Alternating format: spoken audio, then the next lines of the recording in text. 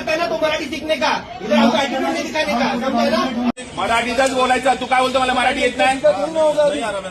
मराठीतच बोला. तू उद्या डीआरएम कडे कंप्लेंट नंबर कर, तुझे नंबर डीआरएम कडे कंप्लेंट करणार. तुला मराठीतच बोलावं लागणार, नाही तर तुझ्या राज्यातून काम करायचं. हा ठेवा. बात सुनोगे आप लोग? हाँ बोल.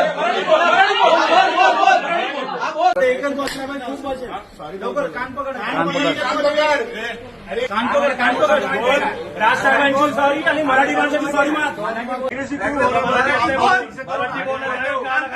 ऐका ना कस्टमरला कोणता त्रास होतो का?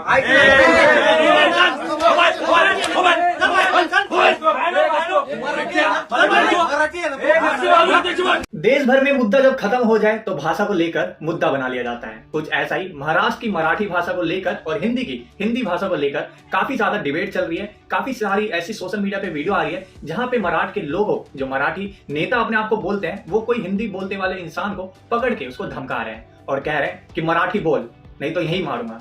ये आप कौन से गुंडा हो मुझे जरा कमेंट बॉक्स में बताइएगा, और कौन से संविधान में लिखा है कि आप मराठी ही बोलोगे अगर महाराष्ट्र में रहना है। आपको अगर नॉलेज है, मुझे तो जहां तक नॉलेज है ऐसा कुछ संविधान में लिखा ही नहीं है। अगर आपके नॉलेज में है जो सफेद कॉलर गुंडा बन के फिर रहे हैं पट्टा बांध के, और कौन से नेता उनके बारे में भी बता देता हूं। MNS महाराष्ट्र नवनिर्माण सेवा, ये ऐसे गुंडे हैं कि वो सभी लोग महाराष्ट्र के लोग खराब नहीं है। कुछ इन लोगों ने महाराष्ट्र की जो छवि है उसको खराब करने का काम कर रहे हैं। मैं सभी महाराष्ट्र वाले को नहीं बोल रहा हूँ, ये पर्सनली उन लोगों को बोल रहा हूँ जो किसी राज्य से आपके राज्य में काम करने आए और आप उसके साथ इस तरह का ट्रीटमेंट कर रहे हैं। मैं उन सभी को लपेटूंगा जो आम पब्लिक को ज्यादातर परेशान कर रही है। उसमें मैंने बहुत सारी लिस्ट बना के आई हैं, जो मेरे पास अभी वीडियो आई है उन सब की लिस्ट में लेके आया। एक सबसे पहला जो वीडियो वायरल हुआ था वो था एक सोसाइटी का गार्ड, जहां पे आपको एक सोसाइटी का गार्ड नजर आता है, वहां पे उसकी बहसबाजी हो जाती है। एक मराठी बोलने वाले इंसान से वो जबरदस्ती महाराष्ट्र में उसको मराठी बोलने का दबाव देता है जो गार्ड है, लेकिन वहां पे वो कहता है कि मुझे मराठी नहीं आती तो मैं कैसे बोलूंगा। उसको लेकर काफी ज्यादा बवाल हुआ। उस जो सोसाइटी के गार्ड है उसको धमकाया गया कि आपको महाराष्ट्र में रहना है ना तो मराठी बोलना पड़ेगा। बता दीजिएगा मुझे कौन से संविधान में लिखा है, मैं भी मराठी बोलने लगूंगा। मुझे जहां तक पता है कि जो हमारे स्कूल में पढ़ाया जाता है, हमारे संविधान में जो लिखा हुआ है हम उस तरह से चले। देखो दोस्तों, मैं किसी भी धर्म, कास्ट, जाति विशेष और भाषा को लेकर नहीं टारगेट कर रहा हूं। मैं टारगेट उन्हीं लोगों को कर रहा हूं जो गुंडागर्दी कर रहे हैं महाराष्ट्र में। तो एक तो ये सोसाइटी वाला केस आ गया। एयरटेल की एक गर्ल है, उसके साथ भी इसी तरह का भाषा का प्रयोग किया गया कि आपको मराठी बोलनी पड़ेगी। एक बैंक के एम्प्लॉय के साथ भी इसी तरह की हरकत करी गई है। जो आप मेरे पीछे ये सारे विजुअल देख रहे हैं, मैं उसी चीज को लेकर कोट कर रहा हूँ। किस तरह की बैंक एम्प्लॉय से जो वहां के लोग हैं, जो वहां के अपने आप को सो कॉल्ड नेता कहते हैं कि हम अपने राज्य को एक अलग ही छवि देंगे। भैया, अगर आप अलग छवि देने लगे ना तो हर राज्य अपनी डिमांड करने लगेगा भाषा के आधार पे कि हमें भी अपना एक भाषा के आधार पर राज्य घोषित है। ऐसे करने लगे तो टोटल कितने राज्य अपने भाषा के तौर पर चेंज हो जाएंगे आपको पता भी नहीं है। ऑलरेडी हमने 1947 में धर्म के नाम पे एक बंटवारा कर चुके हैं। हम नहीं चाहते हैं कि किसी तरह का इस तरह की सिचुएशन आए, तो आप लोगों को सबको आवाज उठाना है। और भी डिटेल में आपको बता देता हूँ, एक मेडिकल शॉप पे भी इसी तरह की हरकत देखी गई, एक कंपनी एम्प्लॉय के साथ भी इसी तरह की हरकत देखी गई। देखो, आप बोलते हो तो समझ में आता है, लेकिन अगर आप किसी पे हाथ उठाते हो तो आपको किसने अधिकार दिया? मेरा सवाल उन सभी लोगों से है जो आम पब्लिक को इस तरह से डरा रहे हैं, धमका रहे हैं और दबाव दे रहे हैं कि आपको महाराष्ट्र में रहना है तो मराठी बोलना पड़ेगा। आपको किसने अधिकार दिया? मेरा ये सवाल उन सभी लोगों से है जो इस तरह की हरकत कर रहे हैं। SBI बैंक की एक लेडीज थी, उसके साथ भी बदतमीजी की गई लोगों ने। ये लोग यूं ही नहीं थम रहे हैं। जो गुंडा बोले जाते हैं ना, ये बिल्कुल उसी कैटेगरी में है। अगर आपको किसी को प्यार से समझाना ही है तो ये तो प्यार का भाषा मुझे बिल्कुल ही नहीं लग रहा है कि आप लोग ये प्यार से समझा रहे हैं। देखो, अगर आप लोग कहीं काम भी करने जाते हो तो वहां पे अगर आप लंबे समय तक रहते हो तो वहां की ऑटोमेटिक आपको भाषा आने लगती है। अगर मेरी सपोज करो कि मैं कोई गवर्नमेंट जॉब की तैयारी कर रहा हूँ, मैं बिहार का रहने वाला हूँ, अगर मेरी प्लेसमेंट कहीं महाराष्ट्र में हो जाए, तमिलनाडु में हो जाए, और कहीं भी अलग स्टेट में हो जाए, तो मैं वहां जाति तो नहीं बोलने लगूंगा, मुझे भी टाइम लगेगा। तो ये लोग, उन लोगों को समझना चाहिए जो धर्म के ठेकेदार बन चुके हैं, भाषा को लेकर अपने आप को ठेकेदार मानते हैं। ये उन लोगों को सोचना चाहिए। दोस्तों, ये तो चलो आम पब्लिक की बात हो गई जो धमकाते हुए नजर आए। पुलिस वाले तो कोई इन लोगों ने नहीं छोड़ा है, उसको भी धमकाते हुए नजर आए। यार, अगर कोई बंदा गवर्नमेंट जॉब की तैयारी करके उसको अगर पोस्टिंग वहां हो गई है तो जायज नहीं जाते उसको वो भाषा आने लगे, समय लगता है। अगर आपको लगता है कि आप बहुत बड़े शहंशाह बन गए हैं अपने आप को भाषा का ठेकेदार मान के, तो जाइए ना किसी नेता के घर पे, उनके लड़के को बोलिए। अरे, आपके बहुत सारे ऐसे नेता मिल जाएंगे जो कि उनको भी महाराष्ट्र नहीं आती होगी, लेकिन फिर भी आपके उसके पद में होंगे। जाके उनको धमकाइए ना। आम पब्लिक को क्यों डराने का काम कर रहे हैं? अगर ऐसे ही ठेका लेना है तो और भी आपके महाराष्ट्र की कुछ चीजें आपको बता देता हूँ, उसके बारे में भी आप ठेका ले लीजिए। मैं आपको बता देता हूँ, एक वीडियो आप ये पहले पूरा देखिएगा, मैं ढूंढ के लाया हूँ। इस भाई को क्रेडिट दे दीजिएगा किस तरह की इंफॉर्मेशन इस वीडियो में आपको मिली है। पहले आप ये वीडियो देखिए। अगर कोई बोले महाराष्ट्र में सब कुछ अच्छा है तो उसे वीडियो दिखा दे। छत्रपति शिवाजी महाराज जो स्वराज और यूनिटी सिखा गए हैं, उन्हीं की भूमि में ईस्ट और वेस्ट इस हद तक डिवाइडेड है, जहां मुंबई का पर कैपिटा इनकम 4 लाख है, वहीं 50% ईस्टर्न रीजन में लोग महीने का 10,000 से भी कम कमाते हैं। 26% लोग मल्टी डिमेंशनल पुअर है और ये आंकड़ा यूपी बिहार से भी ज्यादा है। ऊपर से महाराष्ट्र के फार्मर सुसाइड रेट देश में सबसे ज्यादा है। आप लोगों ने ये पूरी वीडियो देख ली, आपको समझ में आ गया कि किस तरह से ये लोगों ने डिवाइड कर रखा है। अगर मैं इन दोनों की बात करूं, मतलब आपको ये राज्य के बारे में बात करूं, तो आपका वेस्टर्न साउथ और ईस्टर्न साउथ, तो ये दो मतलब डिवाइड हो जाते हैं। इसमें अगर मैं ईस्टर्न साइड की बात करूं तो वहां पे आपका मुंबई आ जाता है, जहां पे कैपिटल सिटी बोलते हैं, दिल बोलते हैं महाराष्ट्र की। तो वहां पे पर व्यक्ति जो इनकम है वो 4 लाख रुपए है, जो कैपिटल है उनकी 4 लाख रुपए के आसपास में। वहीं वेस्टर्न साइड में इतने गरीब लोग हैं, मतलब 10,000 से भी कम उनकी इनकम है। तो पहले अगर आप लोगों को अगर इतना ही ठेकेदार बनना है तो अपने वेस्टर्न साइड में जाइए, वहां के लोगों को थोड़ा सा काम दीजिए, कुछ अच्छे काम कीजिए, ताकि वहां की भी जो कैपिटल इनकम है उनकी ग्रोथ हो, उनके भी वृद्धि हो। लेकिन आप लोगों को तो नेतागिरी करने का शौक से फुर्सत ही नहीं है, क्योंकि हाईलाइट आज के टाइम में सोशल मीडिया है। आप दिखोगे तो ही बिकोगे, वो वाला सीन है, क्योंकि आप जब तक दिखोगे नहीं। और ये पूरा मुद्दा स्टार्ट कहां से हुआ, मैं थोड़ा सा इस पे भी नजर अभी दे दूंगा। उससे पहले मैं यही वाला टॉपिक पे कंटिन्यू करता हूँ। इस जो महाराष्ट्र है इसमें 36% अल्पसंख्यक पुअर है, मतलब इसमें ऑल ओवर देखा जाए तो पूरी जनसंख्या में 36% ऐसे हैं जो कि पुअर कैटेगरी में आते हैं, जो कि यूपी और बिहार से सबसे ज्यादा है। यहाँ पे जो फार्मर है सबसे ज्यादा अगर सुसाइड का केस आता है तो इसी राज्य से आता है। तो आप लोगों को इस पे भी ध्यान देना चाहिए। अगर आप लोग इतने ही सजेस्ट हो अपने भाषा को लेकर, तो ये चीज आप लोगों को क्यों नहीं दिख रही है, आपको भी दिखना चाहिए ये चीज। तो दोस्तों मैं बता देता हूँ आखिरकार ये पूरा मुद्दा स्टार्ट कहाँ से हुआ था। तो जो ये इनकी पार्टी है महाराष्ट्र नवनिर्माण सेना, जिसको MNS बोलते हैं, इनकी अभी एक रैली हुई थी शिवाजी पार्क में, और इनके जो संस्थापक कह लो या जो इनके नेता है उनका नाम है राज ठाकरे। इन्होंने अभी एक रैली की थी जहां पे इन्होंने कहा था कि मुंबई में कुछ लोग कहते हैं कि हम मराठी नहीं बोलेंगे, तो जो लोग मराठी नहीं बोलेंगे तो उसके कान के नीचे तमाचा लगाने का भी काम करेंगे। इन्होंने अपनी भाषा में जब ये शब्द बोल दिए तो इनके कार्यकर्ता तो मानो 7वें आसमान पे चढ़ चुके हैं, और इनसे बड़ा लगता है कि संविधान से बड़ा इनसे कोई बड़ा अभी है नहीं, क्योंकि ये जहां दिख रहे हैं आम पब्लिक को वीडियो बना रहे हैं। आपको किसने परमिशन दिया? सबसे पहला मेरा क्वेश्चन यही है कि आपको किसने परमिशन दिया कि आप किसी भी वीडियो बना के सोशल मीडिया पे डालें? एक ऐसा ही वाक्य एक जो ग्रोसरी शोरूम में नजर आया, जहां पे एक इंसान कह रहा है कि आपको किसने परमिशन दिया कि मेरा वीडियो बना के डालने के लिए? नहीं, आप लोग को समझना चाहिए कि प्राइवेसी नाम की भी चीज है। हम संविधान, ये तो मतलब इस तरह की जो वीडियो आ रही है तो इसका पूरा खंडन हो रहा है संविधान में जो लिखी हुई है बातें, कि हम संविधान को मानते हैं। कहां मान रहे हैं आप? आपने किसी व्यक्ति की आर्टिकल 19, आर्टिकल 17, आर्टिकल 21 का आपने हनन किया है। आपने उसका व्यक्तित्व जो संविधान में जो आपको फ्रीडम ऑफ स्पीच है, आपको स्वतंत्रता का अधिकार है, आपने तो छीन लिया उससे। उसका जो मर्जी करने का मन करे, जो संविधान में आर्टिकल 19, 17, 21 में लिखा हुआ है, आपने तो उसको तार कर दिया है इस तरह की वीडियो बना के। अरे आप लोगों से मेरा एक सवाल है, आपने जब वो गार्ड को और ऐसे बहुत सारे जो डिटेल मैंने आपको बताई, एयरटेल गर्ल, बैंक एम्प्लॉय का उसका वो जो कंप्यूटर है उसको नीचे गिरा दिया, और भी बहुत सारे जो है वो सारी चीजें मैंने आपको बताई है। आपको जो लगता है कि इस तरह की वीडियो बना के एक गार्ड को थप्पड़ मार के, एक एम्प्लॉय को थप्पड़ मार के, एक होटल में एक इंसान खड़ा है वहां पे आप गुंडे की तरफ पहुंचते हो और उसको थप्पड़ मारते हो, एक लेडीज यार रोती हुई नजर आ रही है, आप क्या दर्शाना चाह रहे हो? कल को उसके घर वाले, उसके पेरेंट्स, उसके बच्चे अगर ये वीडियो देखेंगे तो कैसा मैसेज जाएगा आपके थ्रू?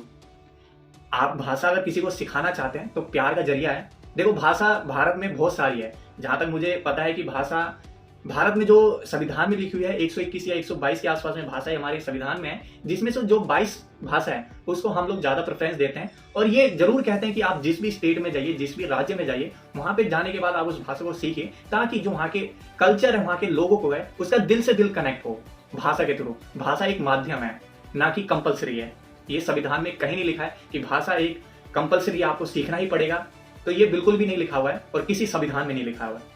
अगर आप किसी स्टेट में काम करने जाते हैं, आपको बहुत लंबा समय हो गया, तो ऑटोमेटिक वहां का भाषा आ जाता है। यार मेरे बहुत सारे दोस्त हैं जो जिनको 2-4 साल हो गए हैं, उनको प्रॉपर वहां की भाषा बोलनी आती है। तो आप इस तरह का दबाव देके कि नहीं आपको बोलना ही पड़ेगा, आप किसी कोई एम्प्लॉय का कोई ट्रांसफर होता है, कोई दिल्ली से गुजरात चला जाता है, दिल्ली से महाराष्ट्र का ट्रांसफर हो जाता है, तमिलनाडु का आ जाता है, किसी भी अलग स्टेट में हो जाता है, तो जाते ही वो भाषा नहीं बोलने लगता है, उसको भी समय लगता है। तो ये उन लोगों को समझना चाहिए कि जो अपना मनमानी थोप रहे हैं, आप उसको थप्पड़ मार रहे हैं, अब्यूज कर रहे हैं, ये तो किसी संविधान में नहीं लिखा। अगर संविधान की बात करो तो संविधान में इन लोगों को कार्रवाई करने का जरूर पाबंद लिखा है, जो ये थप्पड़ मार रहे हैं। आपको मैं धारे बता देता हूँ। धारा 124 में लिखा है अपमानजनक भाषा और बहस करने पर 3 से 4 महीने की आपको सजा हो सकती है। आर्टिकल 227 और आर्टिकल 229, आर्टिकल 227 कहती है कि जबरदस्ती करना और दबाव देना और आर्टिकल 29 कहती है कि डराना और धमकाना, अगर ये दोनों करते हुए पकड़े गए तो आपको 2 से 7 साल तक की सजा मिल सकती है।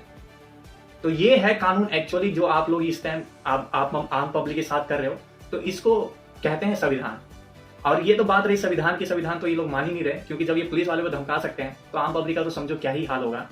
तो दोस्तों ये था ऐसा कुछ चीजें जो सोशल मीडिया पे इस टाइम वायरल हो रही है। और भी कुछ मैं आप लोगों को बता देता हूँ, अगर आप लोग हिंदी भाषा को लेकर थोड़ा टारगेट, पिछले बार तो तमिलनाडु, तेलंगाना इन जगह पे कुछ हो रहा था ऐसा ही भाषा को लेकर कि तमिलनाडु में रहना तो तमिल बोलना पड़ेगा, कर्नाटक में रहना तो कन्नड़ बोलना पड़ेगा, ऐसा ही कुछ चल रहा था। अब महाराष्ट्र में भी रहना है तो मराठी बोलना पड़ेगा। अगर हम भाषा के आधार पर अपने आप को जाने जाएंगे तो हमें लगता है कि कोई भी भाषा, भारत में 22 भाषा है, आप क्या पॉसिबल है वो 22 भाषा सीखने के लिए? अगर आपको लगता है कि महाराष्ट्र में रहना है तो मराठी सीखना पड़ेगा, तमिलनाडु में रहना है तमिल सीखना पड़ेगा, ऐसे ही अलग स्टेट में रहना है तो आपको हर जगह का सब भाषा सीखना पड़ेगा। अरे तो उन लोगों का फिक्र करो जो जिनका ट्रांसफर बराबर हर स्टेट में होता है, वो कितनी भाषा सीखेगा? पॉसिबल ही नहीं है ये। अगर आपको भाषा के लेकर इतना ही चिंता है तो इंग्लिश को बंद कीजिए। अरे स्कूल में जाइए, बोलिए इंग्लिश नहीं सीखना है, इंग्लिश तो हमारे देश की लैंग्वेज है ही नहीं। आपको उसका हिम्मत नहीं है बोलने का, आपको उस नेता के लड़के को बोलने का कोई हिम्मत नहीं है, सिर्फ आम पब्लिक को टारगेट करने का है।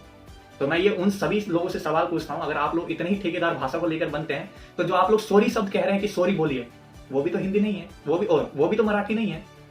अगर आप लोग भारत माता की जय बोलते हैं तो ये भी तो मराठी नहीं है, आप इसको भी बोलना बंद कीजिए। जय जनगण मन अधिनाथ जय भारती भाग्य विधाता, ये भी तो आपकी मराठी भाषा नहीं है, इसको भी बाइकआउट कीजिए, मत मानिए, ये भी हिंदी नहीं है। उसके बाद वंदे मातरम, ये भी कोई हिंदी मराठी भाषा नहीं है, ये तो संस्कृत है, इसको भी बोलना बंद कीजिए। अगर आपको इतना ही तकलीफ है तो बहुत सारी चीजें हैं, मैं गिन के बता दूंगा कि कितनी चीजें हैं, आपको बोलना ही नहीं चाहिए। आपके नेता, हाँ मेन मुद्दे पे तो अब आया हूं, जो आपके नेता हैं, जो MNS के हैं, राज ठाकरे, आप उनका इंटरव्यू देखिए। आपको मैं दावे के साथ कहता हूं, अगर आप लोग मराठी के ठेकेदार बन रहे हैं, मराठी भाषा के ठेकेदार बन रहे हैं, तो उनका इंटरव्यू सुना। अभी हाल फिलहाल में उनका करली टेलिस का जो एक चैनल है उस पर एक इंटरव्यू वायरल हुआ, जो कि फूड वूड के लिए बनाती है, उनका नाम है काम्या जैन। उन्होंने एक अपने इंटरव्यू में, जो राज ठाकरे हैं, पूरा इंटरव्यू हिंदी में है भाई साहब। संभाजी राजे जब साउथ में गए थे, पंजाब वगैरह गए थे, उसके बाद में हमारे शाहू महाराज गए थे, क्या होता था जब लोग जाते थे ना तो पूरा किचन जाता था ना साथ में, बराबर है। आप किस बात की वो बड़ा तजुर्बा दे रहे कि आपको महाराष्ट्र में रहना है तो मराठी बोलना पड़ेगा? ऐसे तो कपिल शर्मा का शो मुंबई में चलता है, तो उसको बोलिए ना कि आपको महाराष्ट्र में रहना है तो आपको मराठी भाषा में ही बोलना पड़ेगा, महाराष्ट्र के भाषा ही में आपको शो बनाना पड़ेगा। जाइए ना उनके घर पे, जाइए ना वो फिल्म सिटी में जहाँ पे ये चीजें होती है, नहीं जाएंगे आपको इन कमजोर बेचार, यार किसी को शौक नहीं है किसी स्टेट में जाके काम करने का, कोई मजबूरी में जाता है, कोई अपने परिवार को छोड़कर इतने 1000-2000 किलोमीटर यूं ही शौक में नहीं जाता है, कोई मजबूरी रहती है तभी वो लोग अपने परिवार को छोड़कर कभी अलग स्टेट में जाते हैं। दोस्तों अगर आज आप लोगों ने अपने महाराष्ट्र में ये फसल बोली तो कल को यही फसल आपको भी काटनी पड़ेगी। आप ऐसा तो नहीं है पूरे टाइम महाराष्ट्र में ही रहेंगे, आप महाराष्ट्र से बाहर भी जाएंगे काम करने। तो जो आज फसल आप लोग बो रहे हो, तो मुझे लगता है कि इसी का खामियाजा आपको बाद में भी भुगतना पड़ेगा। जब आप महाराष्ट्र से निकल के दिल्ली, गुजरात, राजस्थान, बिहार, छत्तीसगढ़ जाएंगे तो आपको भी वहीं इसी चीज का सामना करना पड़ेगा जो अभी आप अपने इस राज्य में फसल बो रहे हो। तो इससे आप लोग बचिए भाई साहब, मैं यही कहूंगा। और भी बहुत सारी चीजें हैं, मैं इन सबको क्या कहूँ यार, इस तरह की जब चीजें आती है ना तो अंदर से दिल, हम कहते हैं कि भारत में बहुत सारे कलर हैं, किसी एक कलर को हम लोग प्रेफरेंस नहीं देते हैं, लेकिन जब हर लोग अपनी भाषा को लेकर, अपने धर्म को लेकर इस तरह का अगर चीजें सोशल मीडिया पे आएंगी तो बहुत सारे लोग ऑफेंस भी होंगे। तो सरकार को सबसे ज्यादा यही निवेदन करूंगा कि इस तरह की चीजों को रोका जाए। मैं बहुत सारी इंटरव्यू भी देख रहा था, जो महाराष्ट्र के चीफ मिनिस्टर है देवेंद्र फडणवीस, इन्होंने भी अपना जो वक्तव्य है ये भी हिंदी में बोलते हैं, इनको भी बोलना चाहिए कि मराठी में बोले। और भी बहुत सारे ABP के न्यूज पे जो राज ठाकरे हैं वो पूरा इंटरव्यू हिंदी में देते हैं। अगर आपको महाराष्ट्र से और महाराष्ट्र की भाषा से इतना प्यार है तो आप बोलिए ना बेझिझक, हम हिंदी में नहीं देंगे भाषा। आप जाइए ना उस हॉस्पिटल में जहाँ पे आपका इलाज होता है, वहाँ पे बोलिए कि आप लोग पहले डिग्री लेके आइए डॉक्टरी की, जहाँ पे महाराष्ट्र की भाषा में हो। नहीं बोल पाएंगे, क्योंकि यार देखो, अगर आपको किसी को प्यार से समझाना है तो आप उसको दबाव देके नहीं समझा सकते हो। ये आपको समझना पड़ेगा यार, ये भाषा एक माध्यम है, इसको माध्यम ही रहना देना चाहिए। और भाषा यहाँ से निकलता है तो यहाँ लगता है, और यहाँ से निकले और पीठ पे लगे ना तो उसको भाषा नहीं कहते हैं, इसको जबरदस्ती कहते हैं। तो आप इस तरह की चीजें मत करिए। अगर आपको इतना ही शौक है तो ये मेरा वॉलेट है, वॉलेट में एक मेरा नोट है जिसको आप लोग मान्यता देते हैं, इसमें बहुत अच्छी अच्छी चीजें लिखी हैं, जरा आप लोग पढ़ के बताइएगा। इसमें भी अच्छी चीजें लिखी हैं, हिंदी में लिखी हैं, आप इसको मिटा के दिखा दीजिए। अगर आप लोग ठेकेदार बन रहे हैं तो ये ठेका मैंने आपको ले दिया है, इसमें हिंदी में लिखा हुआ है, इसको एक्सेप्ट करना बंद करिए। और चीज दिखाता हूँ, ये एटीएम है, इसमें हिंदी और इंग्लिश में लिखा हुआ है। अगर आपको हिंदी से प्रॉब्लम है तो हिंदी को भी मिटाइए, और इंग्लिश भी आपकी भाषा नहीं है तो इसको भी मिटाइए। है आप में हिम्मत, करके दिखा सकते हैं? करिएगा तो मेरे को एक बार टैग कीजिएगा, इंस्टाग्राम का लिंक दे दूंगा डिस्क्रिप्शन में। बाकी इन जो बेचारे किसी अलग स्टेट से काम करने आए हैं आपके राज्य में, आपके राज्य की इतनी अच्छी ग्रोथ ये लोग कर रहे हैं, अगर यही काम वो अपने राज्य में करते हैं तो उनका राज्य आज विकसित होता। ये आपके यहाँ काम करने आते हैं, अगर ये ऑटो ड्राइवर, ई रिक्शा जो आपके बिल्डिंग पे किराए पे रह रहे हैं, अगर ये लोग चले जाए ना, तो मुझे लगता है कि आप लोग भूखे मर जाओगे। ये काला सच है लेकिन हकीकत है। बहुत सारे लोग जब मुंबई महाराष्ट्र में जाते हैं काम करने, वहाँ की इकोनॉमिक्स बढ़ाते हैं। भाई साहब, आप किस जगत में रह रहे हो? वहाँ के लोग को ये चीज़ समझना चाहिए कि किसी को इस तरह से धमका के, जबरदस्ती भाषा बुला के, ये तो चलो जेंट्स भाई, लेडीज भी इसमें बहुत आगे हैं। एक लेडीज SBI के ऑफिस में पहुंची है, उसको धमका रही है। अरे लेडीज का सम्मान नहीं कर रही है तो जेंट्स की तो दूर की बात है। जेंट्स आ रहा है, वो NMS के जो पार्टी के नेता है, सफेद कॉलर, ये तो सरेआम थप्पड़ मार रहे हैं। आपको किसने अधिकार दिया? अरे कल को बच्चा उसका वीडियो देखेगा कि मेरे पापा को इस चीज पे थप्पड़ मारा गया। अभी एक केस ऐसे ही सामने आया, मैं थोड़ा श्योर नहीं हूँ लेकिन इस तरह के मेरे को सुनने में आए कि एक पिता और एक बच्चा, ये पूरे देश का भ्रमण करने निकलते हैं अपनी कार से, लेकिन इनके कार पे एक लिखा रहता है भारत माता की जय, ऐसे ही कुछ लिखा रहता है। और इसी चीज को लेकर शायद साउथ साइड में कोई नाम है, या तेलंगाना या तमिलनाडु, ऐसे कुछ है, मैं पूरा श्योर नहीं हूँ क्योंकि मैंने स्टोरी अभी सुनी है, इसलिए मैं डिकोड कर पा रहा हूँ यहाँ पे। तो इस तरह की चीजें वहाँ पे उसकी कार को तोड़ दिया गया। बताइए, भाषा के आधार पे इस तरह की चीजें हो रही हैं। तो इस पे मैं केंद्र सरकार से और भारत सरकार से यही गुहार करूंगा कि इस चीज को जल्दी से जल्दी सॉल्व करिए, क्योंकि हमने 1947 में धर्म के आधार पे तो ऑलरेडी एक देश बना ही दिया है। अभी अगर भाषा के आधार पे हम लोग इस तरह से करने लगे तो 28 टुकड़े टूटने में ज्यादा टाइम नहीं लगेगा, क्योंकि ये 28 राज्य को जोड़ने में अटल बिहारी वाजपेयी का बहुत बड़ा हाथ था, जो कि बड़ी मेहनत से इस पूरे भारत के निर्माण करने में योगदान रहा। आज उस योगदान को ऐसे ही नहीं टूटने देंगे। तो आपको उन सभी को से मेरा आग्रह है कि इस तरह की चीजें जहां भी हो रही है आप उसके सपोर्ट में उतरिए कि भाई साहब, अगर आपको किसी को भाषा सिखानी है तो प्यार की भाषा सिखाइए, जो कि सबसे ज्यादा इंपॉर्टेंट है आज के टाइम में। तभी वो भाषा के आपका रिस्पेक्ट करेंगे। अगर आप जबरदस्ती कर रहे हैं कि नहीं आपको मराठी बोलनी पड़ेगी, तो आप क्या अपने भाषा को तजुर्बा दे रहे हैं? मतलब आप अपने भाषा को प्रेम से बता रहे हैं, जो कि किसी भाषा में नहीं लिखे रहती है कि आप जबरदस्ती उसको बोले। आप में और गुंडे में फिर फर्क ही क्या रह गया? सीधा सा यही सवाल है। तो ये सब चीज़ों से दूर उठिए और भारत को विश्व गुरु बनाइए, जो कि पहले था। इन सब छोटी मोटी चीज़ों से दूर रहिए। हाँ देखिए, अगर आपको भाषा नहीं आती है तो आप किसी भी स्टेट में जाते हैं तो उस भाषा को सीखिए, क्योंकि आप सीखेंगे तो लोगों से कनेक्ट करेंगे, लोगों से कनेक्ट करेंगे तो आप उन सब चीज़ों को, जो उनके कल्चर को, उनको अच्छे से समझ पाएंगे। और एक चीज़ मैं आप लोगों को बता दूं, अगर बिहारी लोग गुजरात में चले जाते हैं तो वहाँ की क्या फेस्टिवल डांडिया नहीं खेली जाती है? वहाँ के क्या कल्चर को खराब कर दिया गया? नहीं करेगा। अगर बिहारी लोग, यूपी बिहार के लोग अगर कहीं महाराष्ट्र में चले गए तो क्या वहाँ के गणेश उत्सव खराब हो गया? नहीं हुआ। तो कोई भी कहीं भी जाता है किसी भी भाषा को लेकर तो वहाँ के उस कल्चर को नहीं कोई फर्क पड़ता है। बंगाल में चले जाए तो क्या वहाँ दुर्गा पूजा पे कोई फर्क पड़ा है? नहीं, आज भी वो बड़े धूमधाम से बना रहे हैं। तो भाषा एक माध्यम है लोगों से कनेक्ट करना, जो मैं शुरू से ही बोल रहा हूँ, जबरदस्ती थोपा नहीं जा सकता है। तो दोस्तों, इसी बात पे मैं अपनी बातों को विराम देता हूँ और मैं उम्मीद करता हूँ उन सभी महाराष्ट्र की जनता से, कभी छत्रपति शिवाजी महाराज ने कभी ये नहीं कहा होगा कि अगर आपको महाराष्ट्र में रहना है तो मराठी सीखनी पड़ेगी, मराठी बोलनी ही पड़ेगी। वो ऐसे एक वीर थे जिन्होंने सबका सम्मान किया था। तो आप भी, मैं भी आपसे उम्मीद करता हूँ कि आप उनके सम्मान में उन सभी को सम्मान देंगे जो कि किसी अलग स्टेट से, किसी अलग स्टेट में काम करने आए। भले ही आपकी स्टेट में काम करने आए, अपने परिवार को छोड़कर आप अपने आप को उस जगह पे रख के देखिए कितना तकलीफ होगा। किसी को शौक नहीं है कि अपने राज्य से, अपने परिवार से बिछड़ कर काम कर रहे। तो मैं इसी बात पे अपनी बातों को विराम देता हूँ। तो उन लोगों का सम्मान कीजिए। मैं हमेशा किसी भाषा के खिलाफ कभी भी नहीं अपने वक्तव्य रखूंगा और मेरा सभी भाषाओं का सम्मान है मेरी तरफ से। तो दोस्तों, ये थी आज की हमारी वीडियो और हमेशा मैं अपनी वीडियो में एक ही चीज़ बोलता हूँ, बड़ों का सम्मान कीजिए, छोटों को प्यार दीजिए और मेरी वीडियो देखते रहा करें। टेक केयर, बाय बाय, जय हिंद।